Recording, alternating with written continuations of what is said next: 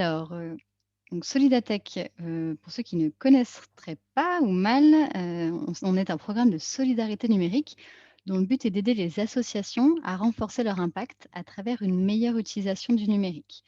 Donc nous, en fait, on appartient aux Ateliers du Bocage, qui est une coopérative d'insertion située dans les Deux-Sèvres, qui est membre d'Emmaüs et dont le cœur de métier, c'est, tout ce qui concerne la collecte et le réemploi de matériel informatique et de smartphones essentiellement. Et donc on est né en 2008 de la rencontre entre ces ateliers du bocage d'une part et notre partenaire fondateur TechSoup d'autre part, qui est un réseau international de solidarité numérique, une ONG américaine à la base qui est représentée dans plus de 180 pays. Donc nos bénéficiaires sont très largement, essentiellement des associations loi 1901, mais on retrouve également quelques autres statuts, notamment des fondations.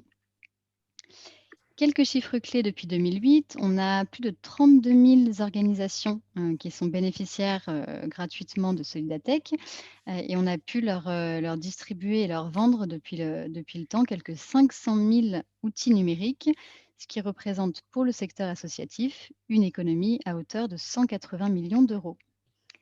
Alors concrètement, comment est-ce qu'on aide les associations dans le secteur du numérique? Essentiellement par 2 biais. D'une part, l'outillage, d'autre part, l'accompagnement. Par outillage, on entend surtout 2 choses. D'une part, les solutions logicielles que vous retrouvez dans notre catalogue. Donc là, vous avez un petit, aperçu, de notre cartographie de solutions. Ça vous permet de voir qu'on essaye, autant que possible de couvrir un petit peu tous les sujets, qui peuvent vous aider à mener vos actions, donc aussi bien de la conception graphique à la bureautique en passant par la comptabilité et les outils collaboratifs. Et puis, on a aussi bien dans le catalogue des grands noms, on va dire, du type, et bah, justement, Amazon Web Services, Microsoft ou encore Adobe, mais aussi, des partenaires, français, locaux, tels que, par exemple, TalkSpirit, ou NetExplorer. Et puis dans cette partie, outillage, on retrouve également tout ce qui concerne l'équipement informatique. Donc comme je vous le disais tout à l'heure, les ateliers du bocage, leur cœur de métier, c'est le réemploi de matériel informatique. Donc, justement, forcément, vous retrouverez essentiellement, dans notre catalogue du matériel reconditionné par ces ateliers, et également une petite offre de matériel neuf grâce à nos partenaires Cisco et Dell. Et enfin, dernier slide pour ma part, c'est juste pour vous donner un petit aperçu de ce qu'on entend, sur la partie accompagnement. Donc vous avez notamment sur notre site internet un centre de ressources qui est à votre disposition, dans lequel, vous retrouverez, de nombreux conseils, tutoriels, témoignages et cetera. Et puis aux bénéficiaires, qui le souhaitent, on envoie à peu près une newsletter par semaine sur des thématiques différentes, telles que les solutions logicielles, l'accompagnement, le matériel, pour, vous partager les bons plans pour le secteur associatif. Typiquement, dans le centre de ressources, vous retrouverez aussi notre outil d'autodiagnostic, qui permet, aux associations d'évaluer leur maturité numérique en toute autonomie et rapidement. Et puis, aussi des études de référence comme, la dernière en date, sur la place du numérique dans le projet associatif. On a également des webinaires chaque mois, des formations, au catalogue et puis une super équipe, support qui est à votre disposition, du lundi au jeudi par téléphone et toute la semaine par écrit.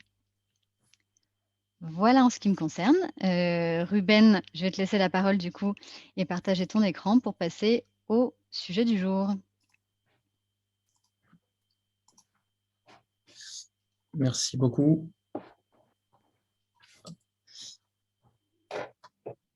Super. Je vais laisser Jordan se présenter premièrement, puis je me présenterai par la suite. Merci Lohan, merci Ruben. Bonjour à tous. Merci beaucoup de nous avoir rejoints. On est très content de pouvoir passer ce temps avec vous. Donc, je me présente, je m'appelle Jordan Robert et j'ai la responsabilité du secteur des ONG pour AWS France. Je travaille donc au quotidien avec Ruben. Je te laisse te présenter également. Ruben Aguet, responsable de compte au sein de l'équipe secteur public d'AWS et également je travaille dans l'accompagnement des associations sur leur utilisation des technologies cloud d'AWS.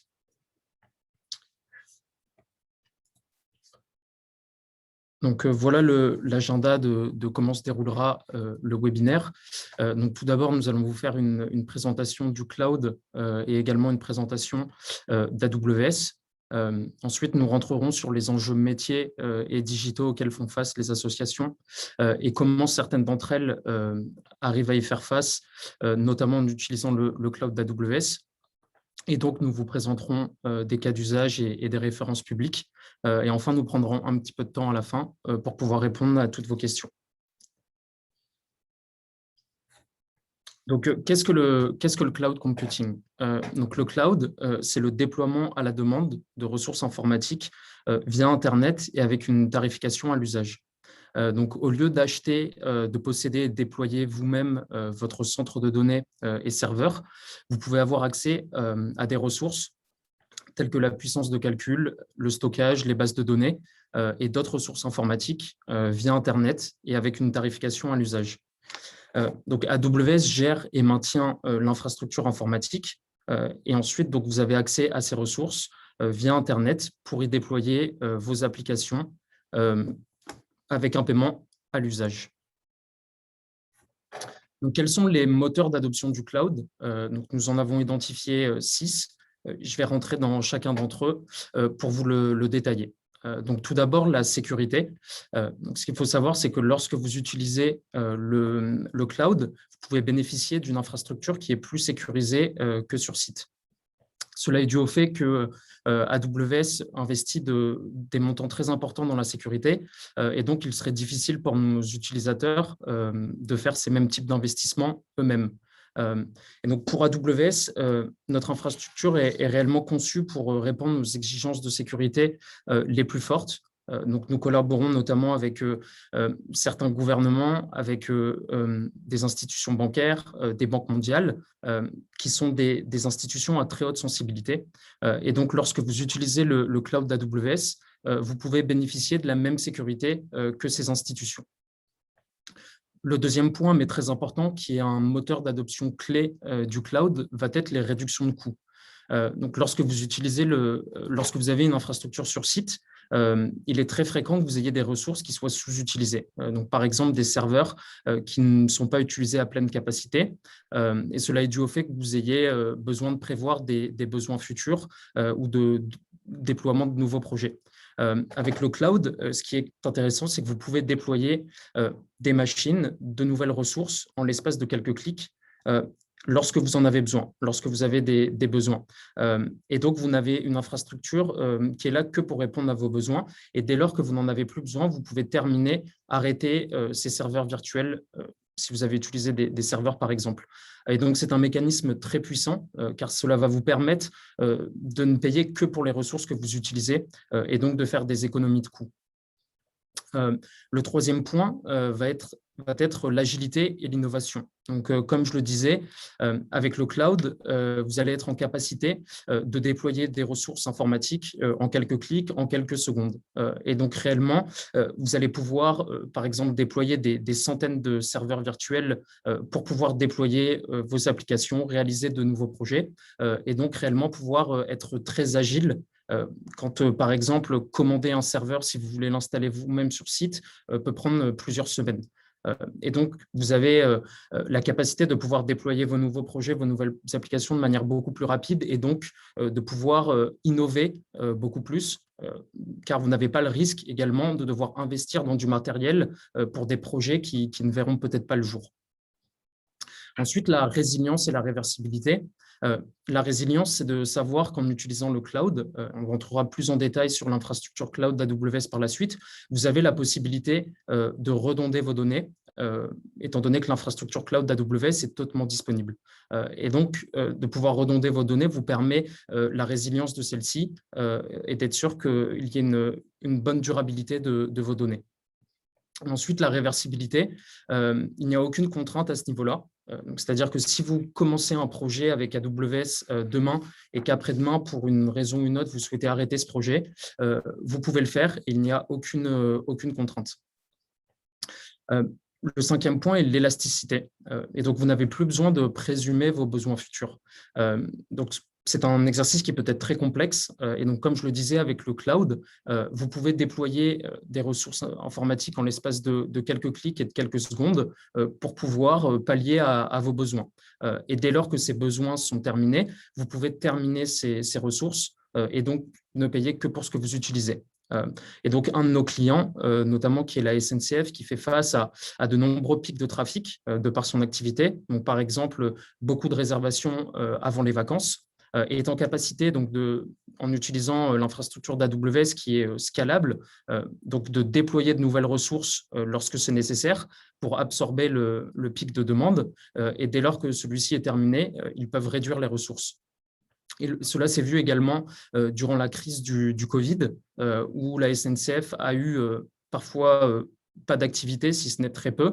Et donc, ils ont été capables de réduire leur infrastructure informatique durant cette période et donc de réduire leurs coûts associés, ce qui était très important pour eux, étant donné qu'il y avait très peu d'activité à ce moment-là.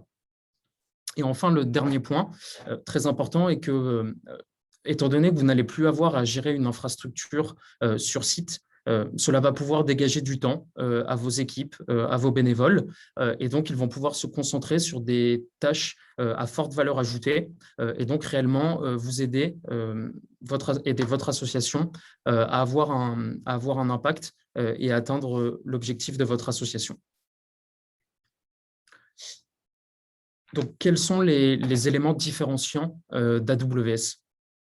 Donc ici, réellement, l'intérêt de cette slide est de vous communiquer la philosophie avec laquelle nous travaillons et comment est-ce que nous collaborons avec nos clients chez AWS. Donc tout d'abord, AWS, ce qu'il faut savoir, c'est que le cloud est une invention d'AWS depuis 2006. Et donc, nous avons cessé d'innover depuis que nous avons créé le cloud. Et comme vous pouvez le voir, nous disposons d'un catalogue de services de plus de 200 services pour pouvoir supporter tous vos besoins. Ce qui est important de noter, c'est que nous avons développé ce catalogue de services de par les retours d'expérience et les retours que nous avons eus de nos clients. Et donc, c'est très intéressant car durant ces 15 dernières années, réellement, ce que nous avons été capables de faire, c'est qu'en travaillant avec nos clients, en écoutant leurs besoins, de créer ce catalogue, comme je le disais, de plus de 200 services pour réellement répondre à tous vos cas d'usage et à tous vos besoins. Ensuite, la partie sécurité. Nous en avons déjà un petit peu parlé sur le slide précédent. Donc, ce qu'il faut savoir, c'est que AWS détient 89 normes de sécurité et de certification. Par exemple, en France, nous avons la norme RGPD et également la norme HDS, hébergeur de données de santé. Et donc, ce qui est intéressant, c'est que vous allez pouvoir bénéficier de toutes ces normes de sécurité qui accréditent de la sécurité de nos infrastructures automatiquement et sans surcoût. Donc, si légalement, vous n'avez pas besoin d'avoir ces certifications, en utilisant le cloud d'AWS, vous allez quand même en bénéficier et avoir l'assurance de pouvoir déployer vos données et vos applications dans une infrastructure qui est très sécurisée. Ensuite, l'infrastructure mondiale. Donc, notre infrastructure est répartie sur le globe et cela est dû au fait que nous avons 25 régions, 80 zones de disponibilité et 230 points de présence. Donc, qu'est-ce qu'une région ? Une région est une zone géographique qui est isolée des autres régions. Donc, par exemple, en Europe, nous avons 6 régions, notamment la région Paris et une région en Allemagne. Donc, chaque région se compose de plusieurs zones de disponibilité. Et une zone de disponibilité se compose d'un ou plusieurs centres de données. Et chaque zone de disponibilité va être suffisamment éloignée des autres zones de disponibilité pour ne pas partager les mêmes profils de risque, donc par exemple les inondations, les incendies, mais sont assez proches pour pouvoir vous assurer de la réplication synchrone de vos données et donc d'assurer la haute disponibilité de vos données et de vos applications. Donc, si l'on regarde à la région Paris, donc la région Paris est composée de 3 zones de disponibilité. comme je viens de l'expliquer, chaque zone de disponibilité est composée d'au moins un centre de données. Et donc, en utilisant la région Paris, vous avez l'assurance de pouvoir déployer vos applications, d'héberger vos données sur le territoire français, tout en bénéficiant d'une infrastructure qui est hautement disponible. Et donc, vous pourrez redonder vos applications. Ensuite, la philosophie d'AWS, et donc comment est-ce que nous collaborons avec nos clients et notamment Jordan et moi avec les associations. Donc, en tant que responsable de compte, je serai votre contact privilégié au sein d'AWS. Et donc, je travaille au jour le jour également avec des architectes solutions. Et donc, réellement, notre rôle sera de vous guider dans l'adoption des technologies et des services AWS et d'être sûr que vous suivez les bonnes pratiques, que ce soit en termes de performance, en termes de sécurité, mais également en termes de coûts. Et notre objectif sera réellement de vous accompagner afin que vous ayez des infrastructures qui soient optimisées en termes de coûts et que vous ayez la meilleure valeur du cloud d'AWS. Et enfin, le dernier point, mais très important, qui est notre communauté de partenaires et de clients. Donc, nous avons des millions de clients actifs autour du monde et des dizaines de milliers de partenaires. Donc, vous pouvez travailler avec des partenaires, si vous le souhaitez, pour pouvoir déployer vos projets sur le cloud d'AWS.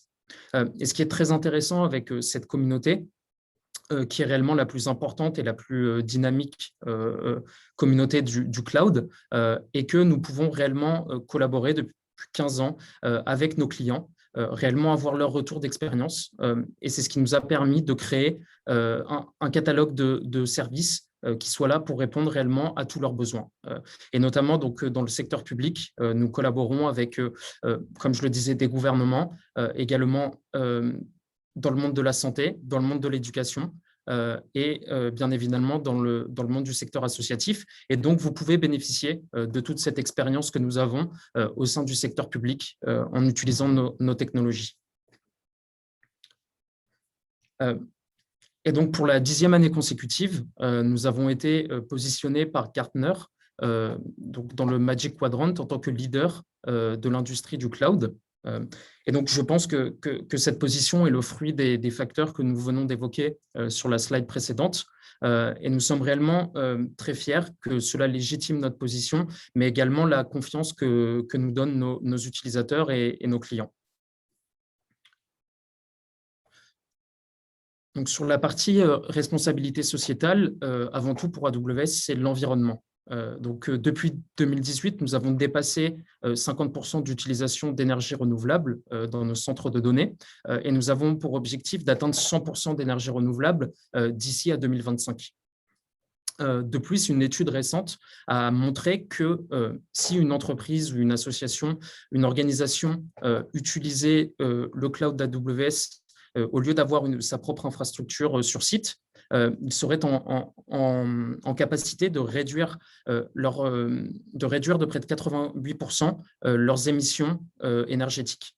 Et cela est dû au fait que AWS, de par son échelle, est capable d'investir énormément dans les énergies renouvelables, mais qu'également on est capable de mutualiser les ressources et d'avoir des technologies qui sont très efficientes en termes de consommation d'énergie.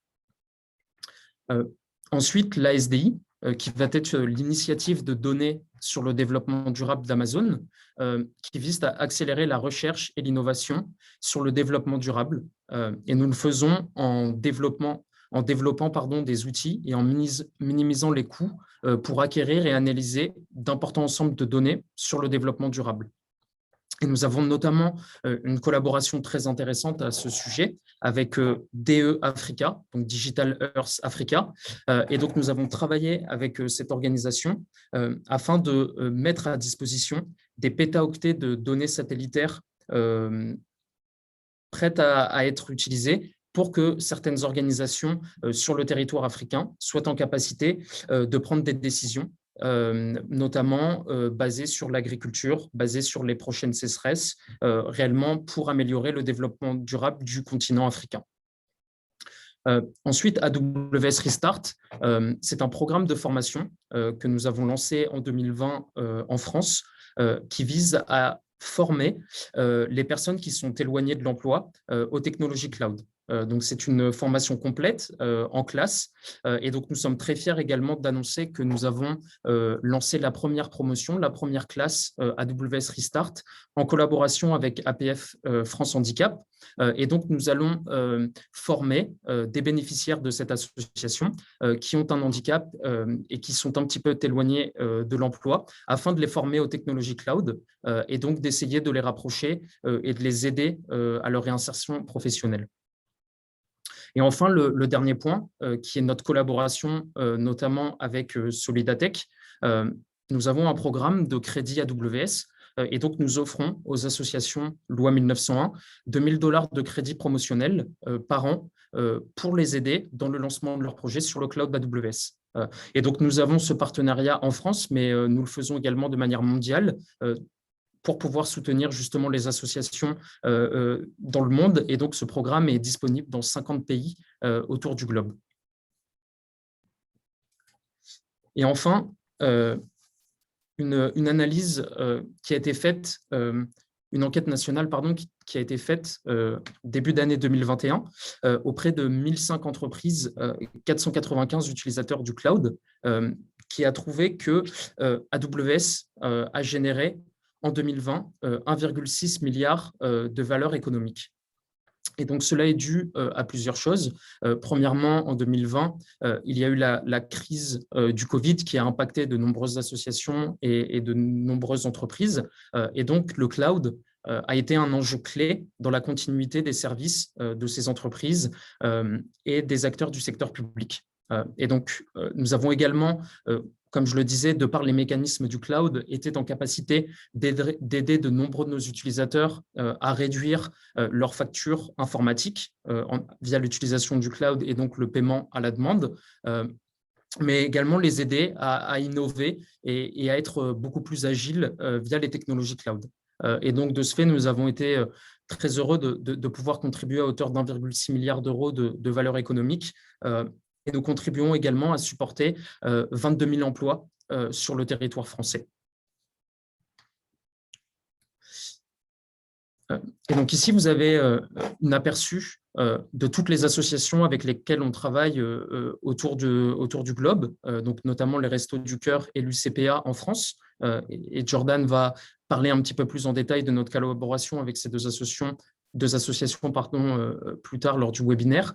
Ce qui est intéressant de voir, c'est que nous avons une réelle empreinte mondiale. Et ici, il n'y a que certaines des associations avec lesquelles on collabore, car vous pouvez imaginer qu'il y en a beaucoup plus. Mais donc voilà, une réelle empreinte au niveau national et également autour du globe dans le secteur associatif.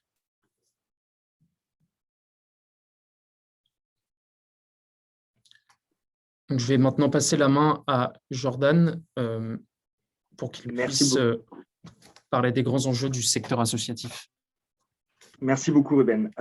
Effectivement, l'idée dans cette partie, c'est de se concentrer davantage sur vous. On vient d'évoquer ce qu'on est en mesure de vous apporter. Maintenant, ce qui nous intéresse, c'est d'être sûr que la proposition de valeur soit en ligne avec vos besoins. Donc, concernant les grands défis du secteur associatif, premier défi qui n'apparaît pas ici, mais à mon sens, c'est un défi de reconnaissance.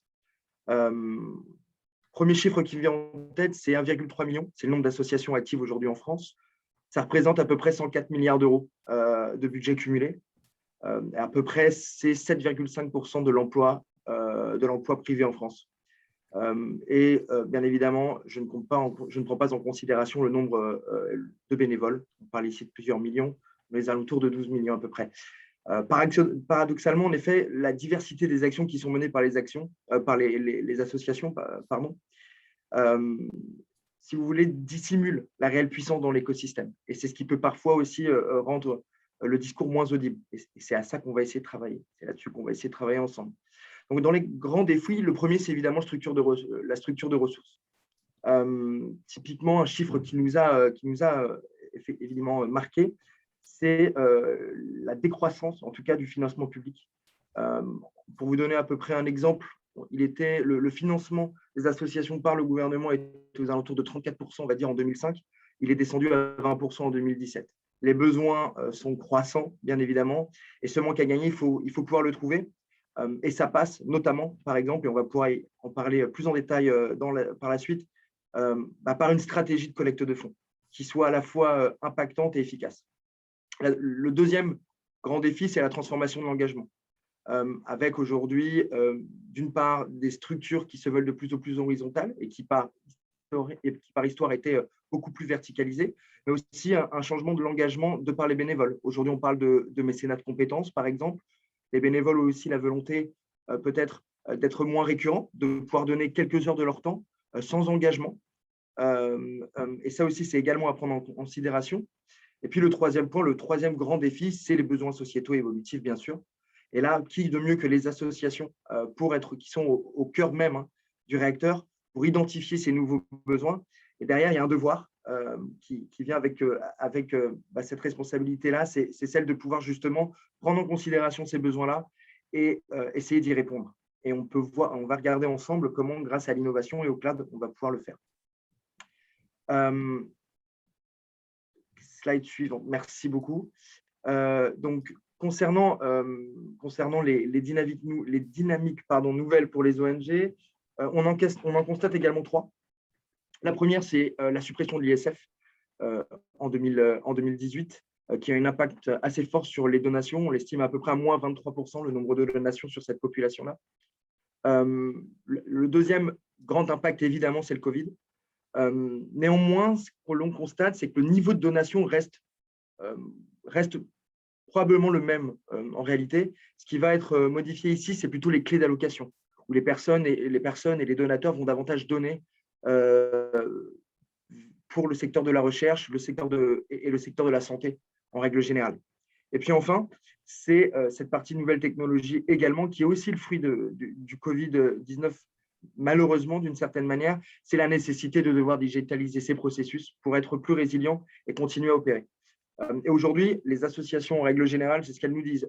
On est bien conscient de la nécessité de migrer sur le cloud. Néanmoins, il y a des craintes. Elles sont au nombre de 2.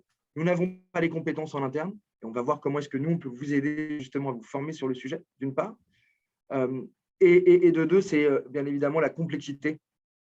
Et le budget que cela peut engendrer. J'espère que ça a été suffisamment éclairci auparavant par Ruben, mais effectivement, l'un des grands avantages, c'est de ne pas avoir à investir en amont. Et donc là aussi, on pourra en parler un peu plus longuement. Donc, sur la base de cette nouvelle dynamique et des grands défis qu'on a pu évoquer ensemble, on a une grille de lecture qui représente les 4 grands enjeux, en réalité, qu'on aborde au quotidien avec nos associations, avec les associations avec lesquelles on travaille. Effectivement, donc on va pouvoir rentrer dans le détail de chacune d'entre elles. Alors, peut-être qu'on peut passer directement sur la première, qui est l'optimisation des coûts, effectivement, et l'efficacité IT. Les moteurs d'adoption sont nombreux, Ruben les a évoqués, il y en a 6 à minima. Le plus important reste évidemment l'agilité, mais très vite dans les discussions, la notion de coût et d'efficacité arrive.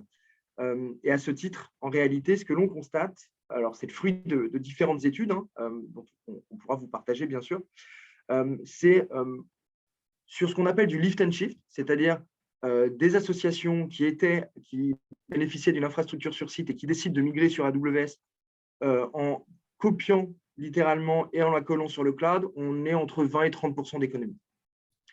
Maintenant, pour les entités qui sont plus matures, qui vont utiliser par exemple des services managés, c'est-à-dire des services qui sont opérés, dimensionnés, patchés par AWS, on est entre 40 et 50%. Et puis, pour les entités les plus matures, c'est-à-dire les technologies serverless, donc là, typiquement, vous rentrez une ligne de code et finalement AWS s'occupe de tout, on peut atteindre des niveaux de à peu près 90%. Alors, ça peut paraître très impactant, peut-être très fort, mais les métriques sont là. Et on le verra sur, par exemple, le cas d'usage et la référence publique UCPA. C'est ce qui se passe aujourd'hui au quotidien pour certains de nos clients. On en est très content. Donc, concernant ces sujets-là, la première référence qu'on peut évoquer, c'est évidemment les Restos du Cœur. Les Restos du Cœur, on travaille avec eux depuis maintenant 8 ans, donc depuis 2014, c'est cela. La raison première de la migration des Restos du Cœur, elle était simple, c'était une question d'agilité, la nécessité de pouvoir très rapidement, par exemple, solliciter de nouvelles ressources, avoir de nouveaux serveurs, utiliser des bases de données, et aussi avoir un système d'information qui soit le plus désiloté possible, avec des datas qui soient interopérables, c'est-à-dire la capacité de pouvoir faire connecter les différents systèmes et de faire parler la donnée. Aujourd'hui, les restaurants du cœur ont plusieurs solutions sur AWS. Donc, leur solution de gestion des personnes accueillies dans les centres, qui s'appelle Ulysse. La gestion aussi de la solution de gestion de carrière côté Parker. Et puis, toute la partie BI, donc Business Intelligence, justement, pour pouvoir exploiter au mieux la donnée et la faire parler.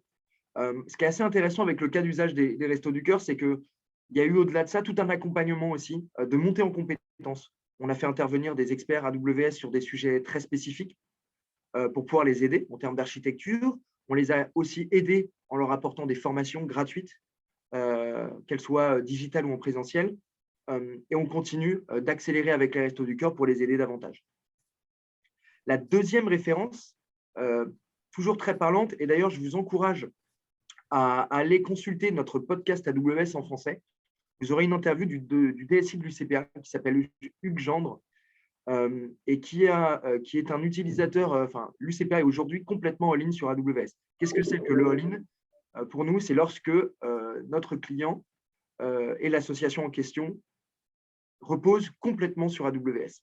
Aujourd'hui, c'est le cas sur l'UCPA et vous pourrez notamment identifier, ce qui est très intéressant, c'est sa feuille de route de migration, quels ont été ses succès, quelles sont les erreurs à ne pas reproduire, et surtout aussi quels sont les bénéfices. Et notamment parmi les bénéfices, au-delà effectivement de l'interopérabilité des données, de l'agilité et de tous les autres moteurs d'adoption, il y a sur certains des périmètres des goûts de 1 à 10, c'est-à-dire des frais informatiques divisés par 10. Et là, Hugues Gendre, justement, vous explique quels sont les périmètres qui peuvent être justement sollicités et comment le faire. Voilà, donc typiquement, en France, ce sont les deux associations aujourd'hui qui sont références publiques, qui acceptent évidemment de parler pour nous, de parler entre nous et d'être cités. On en a évidemment beaucoup d'autres, mais qui ne souhaitent pas être connus. Par souci de confidentialité, bien évidemment, nous ne les mentionnerons pas. Donc, c'était l'un des premiers enjeux, celui de l'optimisation des coûts, celui de l'optimisation des coûts et de la performance IT. L'autre grand enjeu, c'est l'innovation et la transformation. Quand on parle d'innovation et de transformation ici, je fais référence effectivement aux nouveaux besoins qui sont créés pour répondre, plutôt aux nouveaux services qui sont créés pour répondre aux besoins des bénéficiaires. Alors là, on a pléthore de cas d'usage. On pourrait passer littéralement des heures dessus. J'en ai identifié que quelques-unes. Mais encore une fois, si jamais c'est des sujets qui vous intéressent, nous avons également des programmes qui sont des programmes d'accompagnement dans toute la partie d'innovation et de brainstorming. L'idée, c'est de se mettre autour de la table ensemble et de regarder comment est-ce qu'aujourd'hui, que vous puissiez finalement vous rendre compte du champ des possibles grâce au cloud. Quelques-unes, effectivement, c'est par exemple Pass, qui connecte, par exemple, qui est une application qui permet aux sans-abri de pouvoir trouver une chambre ou un domicile pour la nuit en trouvant des propriétaires qui sont prêts effectivement à mettre à disposition ces espaces-là pour la nuit. D'autres, j'imagine que la prochaine référence de mémoire, ça doit être effectivement Torn, qui utilise le machine learning, par exemple, pour identifier plus rapidement les enfants qui sont victimes de la traite d'enfants, justement, par exemple, qui ont fugué, car on sait qu'ils sont beaucoup plus enclins à être kidnappés ensuite. Et l'idée, c'est de pouvoir justement bénéficier du machine learning et de l'intelligence artificielle pour pouvoir essayer de les identifier, notamment sur les réseaux sociaux, et pouvoir reporter cela aux autorités compétentes. J'en ai plein d'autres en tête. Comment est-ce qu'aujourd'hui, par exemple, on utilise l'IoT pour pouvoir détecter les zones qui seront potentiellement inondables et ensuite prioriser les affectations des différentes équipes de police et du SAMU, par exemple. On a aussi aujourd'hui, par exemple, certaines grandes associations qui utilisent l'algorithme AWS pour identifier les prochaines zones de famine dans le monde et dépêcher les équipes en avance de phase. Voilà, comme vous pouvez le voir, c'est très pluriel et divers. Donc, n'hésitez pas évidemment à nous contacter si vous voulez qu'on creuse sur le sujet. Le troisième point, c'est sur la partie marketing et communication. Donc, évidemment, peut-être ce qui paraît le plus évident, notamment en situation de Covid-19, c'est toutes les solutions de télétravail. Donc, ça passe par notre solution Chime, qui est l'équivalent de la solution qui est utilisée aujourd'hui, par exemple. Mais on en a aussi beaucoup d'autres. Je pense bien évidemment, par exemple, au poste de travail virtualisé. Alors, chez nous, c'est un service qui s'appelle Workspace et qui vous permet de pouvoir obtenir, si vous voulez, un poste de travail avec les applications que vous souhaitez dessus et de le payer à l'usage, à la journée, par exemple, ou pour le mois. Évidemment, par exemple, on peut aussi noter Slack. Je ne sais pas si vous êtes utilisateur de Slack. Moi, je l'étais, par exemple, à titre personnel. Slack, aujourd'hui, est un partenaire AWS et repose complètement sur AWS. Puis, vous avez aussi, bien évidemment, par exemple, Amazon Workdocs qui vous permet de pouvoir stocker vos documents, de les partager, de travailler dessus. Donc ça, c'est le premier point. Sur le deuxième sujet, effectivement, concernant la partie de communication, alors c'est le sujet d'Amazon Connect. Alors, qu'est-ce qu'Amazon Connect? C'est le call center AWS. Alors, pour la petite histoire, c'est littéralement le fruit du call center utilisé par Amazon. Ce qui s'est passé, c'est que Amazon, donc la branche retail, a développé aujourd'hui une solution de call center qui était tellement performante que certains de nos clients existants nous demandaient de pouvoir la répliquer. Et c'est de là qu'est né Amazon Connect. L'idée, c'est d'être en mesure de pouvoir vous mettre à disposition un call center qui est beaucoup plus performant, bien évidemment, pour, en règle générale, 70 à 80% d'économie. L'idée également, et c'est ce qui est intéressant notamment sur la partie associative, pour les associations qui aujourd'hui dépêchent des équipes, par exemple en zone de conflit, c'est la possibilité de pouvoir monter littéralement un call center en quelques minutes. Je prends pour exemple en 2017, il me semble, la Croix-Rouge américaine a réussi à monter un call center en 2 jours, alors que pour un call center classique, cela aurait pris une trentaine, voire une quarantaine de jours. À titre d'exemple, ici, une des références dont nous bénéficions, c'est Redowning. Alors, on ne va pas rentrer dans le détail de celle-ci, mais ce qui est intéressant et ce qui va, je pense, vous parler, c'est la fin, effectivement, du verbatim, avec une capacité fonctionnelle 10 fois supérieure pour un dixième des coûts.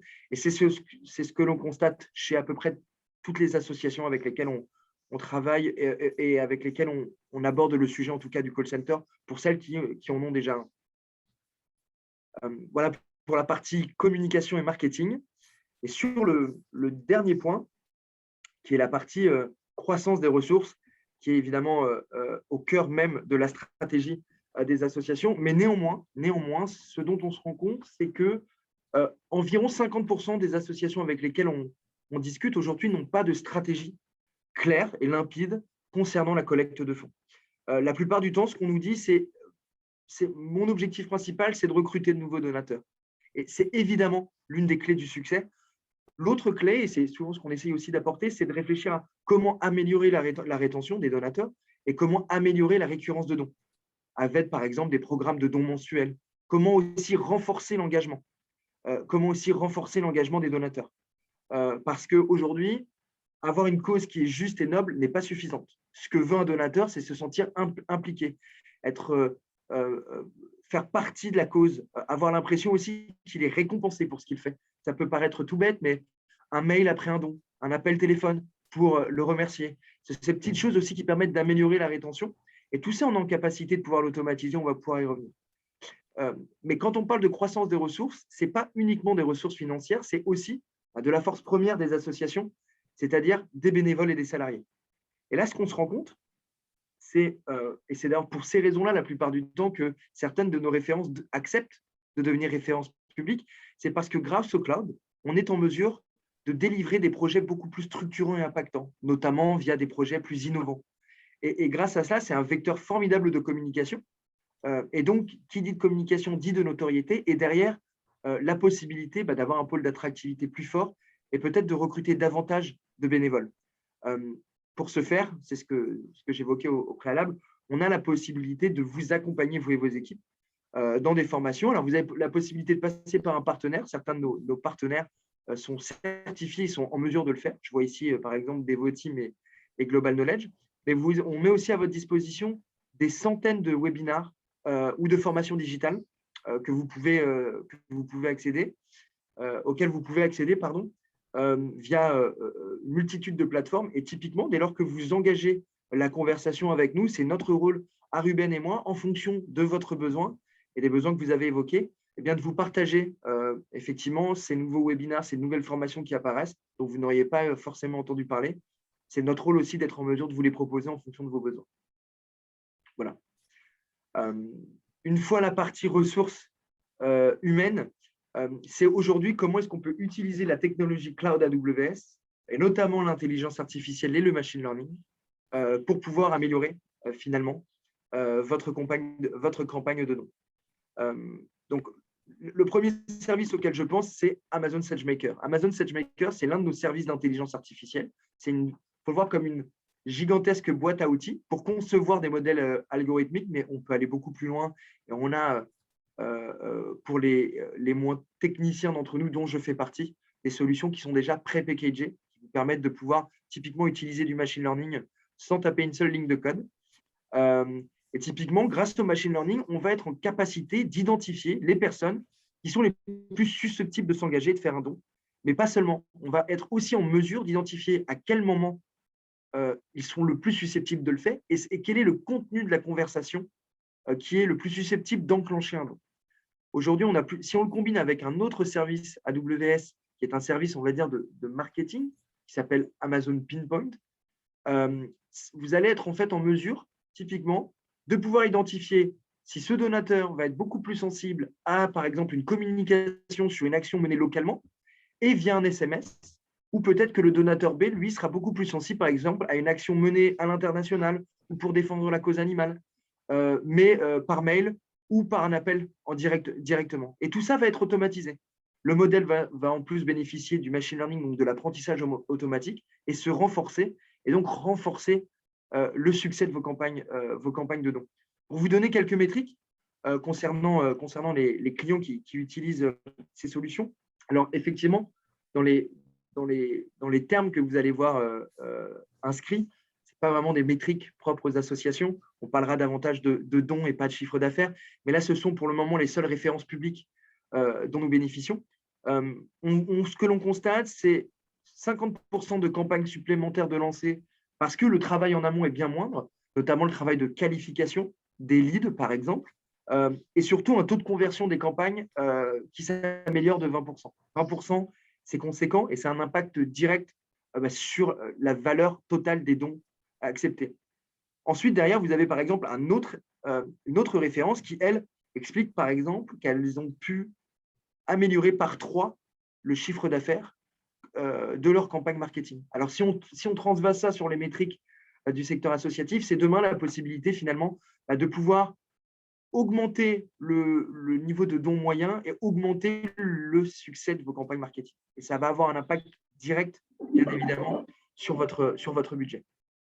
Et on travaille en ce moment, on est d'ailleurs en train de travailler avec quelques grandes associations françaises sur ce sujet-là pour leur permettre d'améliorer leur stratégie de collecte de fonds.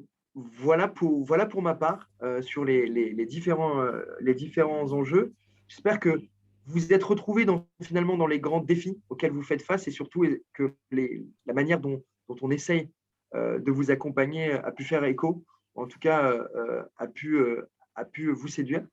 Et maintenant, je vous propose de partir sur une session de Q&A et de questions-réponses auxquelles on se fera un plaisir de répondre. Très bien, merci beaucoup Ruben et Jordan. Excusez-moi, j'ai un écho pour cette présentation qui était très claire. J'ai en effet quand même quelques petites questions complémentaires pour vous. Une première qui revient plutôt sur le moment où vous parliez des économies effectuées grâce à Amazon Web Services, etc. Si c'était possible de redécrire un petit peu les mécanismes financiers ou bien l'accompagnement, en tous les cas, ce qui faisait que concrètement, au final, la facture globale baissait pour les associations qui utilisaient Amazon Web Services. Très bien. prendre cette question. Donc, comme je le disais, tout d'abord, notre rôle, Jordan et moi-même, en tant que responsable de compte, ce sera réellement d'être voilà, votre contact dédié pour vous guider sur l'utilisation des services AWS. Et donc, comme je le disais précédemment, on travaille avec des architectes solutions afin de mettre en place les bonnes pratiques AWS pour qu'il y ait des utilisations des services AWS qui soient des plus performantes en termes de coûts. Donc, nous allons, et je passe énormément de mon temps en tant que responsable de compte à travailler avec les associations que j'accompagne sur cet exercice. Et donc, notamment, certains des mécanismes que l'on peut mettre en œuvre vont être multiples. Par exemple, il va y avoir ce que l'on appelle le right sizing, donc où en fait, on va regarder les machines actuellement que vous utilisez, donc par exemple les serveurs que vous avez, et donc regarder si réellement ces serveurs sont totalement utilisés. En fait, ce qu'on va être en mesure de voir assez fréquemment, c'est que les serveurs sont sous-utilisés, et donc on pourrait finalement, sur le cloud AWS, prendre un serveur qui est plus petit, qui coûte moins cher, et qui sera d'autant plus efficace et performant pour répondre à vos besoins. Donc ça va être par exemple un des premiers mécanismes. Le deuxième va être l'utilisation, par exemple, de ce que l'on appelle les instances réservées. Donc en fait, sur des serveurs virtuels, donc sur de la capacité de calcul, vous allez pouvoir vous engager sur 1 an ou sur 3 ans en réservant de la capacité. Et donc, en faisant ça, cela va vous permettre de faire des économies par rapport à la tarification à la demande. Et donc, vous pouvez avoir des réductions de coûts qui peuvent aller jusqu'à 72% par rapport à une tarification à la demande. C'est également ce que l'on propose, Jordan et moi, dans notre accompagnement. Et enfin, Jordan en a également parlé sur les différents types de migration. Lorsqu'on parle de serverless, donc on va vous accompagner pour vous aider à utiliser ces nouvelles technologies qui sont réellement très efficientes en termes de coûts. Et donc, en utilisant le serverless, vous allez pouvoir faire des réductions de coûts par rapport à votre infrastructure qui peut être entre 75 et 90%. OK, très bien, merci beaucoup Ruben.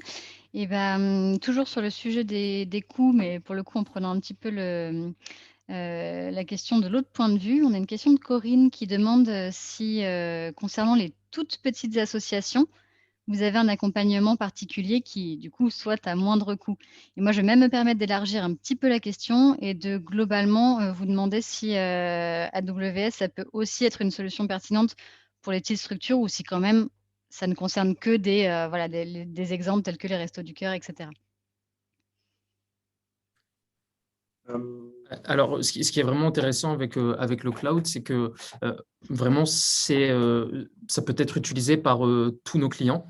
Et donc, comme je le disais durant la présentation, donc on collabore avec des gouvernements, avec de grandes associations en France, comme les Restaurants du Cœur, mais on va également travailler avec des plus petites structures, des plus petites associations. Et donc, l'accompagnement qu'on peut faire, comme Jordan l'a dit, on va réellement pouvoir mettre à votre disposition toutes les informations nécessaires pour monter en compétence et pour vous former sur le cloud d'AWS. En tant que responsable de compte dédié, ce sera mon rôle de le faire. On va également, via notre partenariat avec Solidatech, mettre à votre disposition $2 000 de crédit annuel, ce qui vous permet donc de pouvoir expérimenter sur le cloud d'AWS et donc de ne pas avoir à payer lors de vos premiers projets et dans la limite de $2 000. Donc, c'est réellement ces mécanismes qu'on peut mettre en place, mais qui sont adaptés également aux plus petites structures. Et c'est réellement ce qui fait la force du cloud AWS, c'est qu'on travaille vraiment avec tout type d'organisation, tout type d'association. Et nos technologies sont faites pour répondre aux besoins de tous nos clients. Et je vais même me permettre d'aller un petit peu plus loin. C'est que le concept même du cloud, structurellement ce qu'il est, c'est-à-dire la capacité de pouvoir n'utiliser que ce dont on a besoin et de ne payer que ce qu'on a besoin, va dans le sens effectivement des petites associations pour qui, par exemple, l'achat d'un serveur peut représenter une somme très importante qu'il va falloir amortir sur 3, 4, 5 ans. Et puis au bout de 2 ans, la technologie sera probablement obsolète, incapacité derrière de pouvoir réinvestir. Là, l'idée, c'est de pouvoir avoir plus de 200 services à disposition et les faire tourner ne serait-ce qu'une heure. Si demain, vous avez envie de lancer un projet, vous faites tourner un service pendant 1 heure, vous allez être facturé pour les quelques centimes d'utilisation et c'est tout. Et c'est tout finalement. Pour vous donner un ordre d'idée, Aujourd'hui, un téra de données d'archives, par exemple, vous pouvez avoir des contraintes réglementaires en tant qu'association. Un téra de données d'archives, c'est environ 80 centimes d'euros. Un téra. Donc, c'est souvent un des premiers points d'entrée, justement, pour les associations. C'est la partie stockage. C'est quelque chose qui peut être très coûteux. Par Surtout si mois, on le du coup, respecte. tu dis 80 centimes Par mois, tout à fait. par mois? Ok. Tout à fait. Tout à fait. Non, très bonne question, merci de le préciser. C'est par mois. Et alors, pour le stockage, on a de multiples possibilités, si c'est pour du stockage chaud, du stockage froid. Mais ce que je veux dire, c'est qu'on est bien conscient de cela. Et c'est souvent ce qu'on nous dit. AWS, c'est très bien, mais c'est pour les gros. Et ce n'est pas vrai. Ce n'est pas vrai parce que vous l'imaginez bien, on travaille beaucoup plus en termes de volume avec des associations de taille plus réduite qu'avec des structures comme les Restos du Cœur qui représentent une infime partie, évidemment, du secteur associatif. Ouais, c'est vrai que c'est bon de le repréciser, carrément. Merci beaucoup. On a aussi une question par rapport à vos concurrents, pour ne pas les nommer, qui demande en gros en quoi AWS est différent des autres fournisseurs de cloud. Oui, alors on a une philosophie chez AWS qui est on parle très peu de nos compétiteurs. On se concentre davantage sur nos clients. Maintenant, on est bien conscient aussi que la plupart du temps, les associations, comme toute structure, réalisent des parangonnages, des benchmarks, essaient d'être sûrs finalement de partir avec le meilleur partenaire. Donc, Ruben en a évoqué plusieurs déjà, notamment sur la communauté de clients, qui est la plus étendue, sur le nombre de fonctionnalités, le nombre de services, l'expertise opérationnelle, de sécurité, etc. Je ne repartirai pas sur ces sujets-là. Je vais plutôt essayer d'aller sur une partie plutôt philosophique, j'ai envie de dire, notre philosophie, en tout cas à AWS. D'une part, c'est l'orientation client. Ça peut paraître très bateau, mais aujourd'hui, c'est vraiment ce qui fait la différence. C'est le retour des clients, en tous les cas, avec lesquels on travaille. Et on n'a qu'à regarder le portefeuille de services. Comme le disait Ruben, 90% des services qui existent sur la plateforme, c'est directement des clients qui nous les remontent. Et aujourd'hui, quand on est avec des clients en réunion et qu'un client nous dit « mais vous n'avez pas pensé à ça », on a des équipes dédiées, c'est à nous de remonter l'information. Et ensuite, on a des équipes dédiées qui vont ensuite travailler sur la potentielle réalisation ou la potentielle construction de ce service-là. Est-ce que ça va plaire à d'autres clients? Est-ce que le besoin est là? Et si c'est le cas, on va le développer. On va le mettre à la disposition de tous. Ça, c'est la première chose. La deuxième chose, c'est nous sommes des pionniers. En tous les cas, c'est ce que disait Ruben. On opère sur le cloud depuis 2006 et on a été seul pendant un moment sur le sujet. Une majeure partie des acteurs dans le domaine, en fait, finalement, comment est-ce qu'ils fonctionnent? C'est qu'ils perdent leur volonté typiquement d'innover, vont plutôt racheter des structures et les intégrer.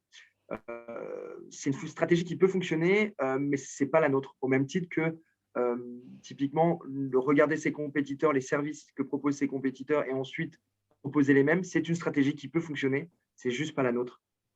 Et sur la partie pionnier, ce qui est intéressant, c'est qu'on a une phrase de Andy Jassy, qui était donc le CEO d'AWS et qui est maintenant le CEO du groupe Amazon, qui dit « il n'y a pas d'algorithme de compression pour l'expérience ». Et c'est vrai que ces années d'expérience que l'on a en plus, ça nous a permis de passer des paliers, en termes de taille ou d'avoir fait face à plusieurs dizaines et centaines de cas d'usage, et derrière de pouvoir justement façonner notre proposition de valeur de sorte à ce qu'elle réponde au mieux à vos besoins. Et puis après, nous sommes orientés long terme. Et ça, c'est quelque chose que j'entends très souvent. On travaille au quotidien avec des clients qui sont déjà clients chez nous depuis des années. Et proactivement, on va aller à leur rencontre pour leur faire baisser leurs factures. Typiquement, pour ne pas citer, un des clients avec lequel je travaille depuis des années, l'année dernière, on a réussi à leur faire chuter leur facture de 28% à isopérimètre. C'est-à-dire qu'ils n'ont absolument pas la volonté d'aller plus loin dans leur démarche cloud. Ils ont, pour ainsi dire, mis la totalité de ce qu'ils pouvaient mettre. Ça n'empêche que mon rôle, moi et à celui de Ruben, c'est aussi de vous accompagner et d'être sûr que vous payez le prix le plus juste. Parce qu'encore une fois, si demain, vous ne souhaitez plus utiliser AWS, vous êtes complètement en capacité de le faire. Vous pouvez tout simplement éteindre vos machines, il n'y a aucune licence, donc vous pouvez partir du jour au lendemain.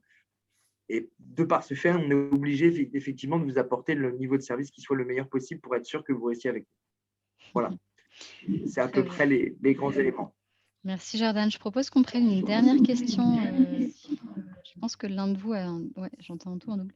Une dernière question de la part d'Aline sur l'hébergement des données qui Oui. demande si, enfin en gros, où sont hébergées les données chez Amazon Web Services? Est-ce qu'elles le seraient en France, en Union européenne?